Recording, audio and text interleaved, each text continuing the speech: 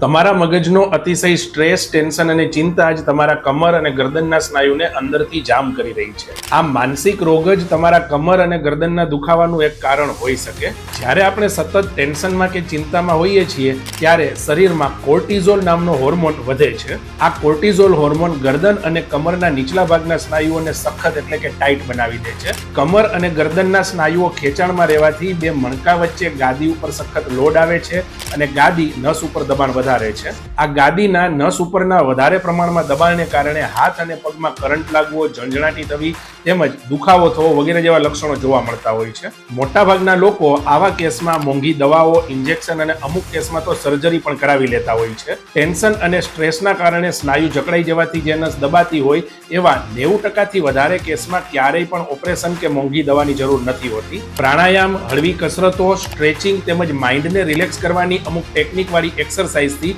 આપની તકલીફોમાં ખૂબ જ સારું પરિણામ મળતું હોય છે. જો તમને પણ સ્ટ્રેસના કારણે આ રીતનો દુખાવો રહેતો હોય તો દવા અને ઓપરેશનના વિકલ્પથી બચો અને આજે જ તમારા નજીકના ફિઝિયોથેરાપિસ્ટનો કોન્ટેક્ટ કરો. તમારા ઘરના લોકો તેમજ મિત્રો જે અતિશય ટેન્શન લેતા હોય અને જેમને કમર અને ગરદનનો દુખાવો રહેતો હોય એમને આ વિડીયો અત્યારે જ શેર કરો અને આ જ રીતની હેલ્થ રિલેટેડ ટિપ્સ માટે મને ફોલો કરો.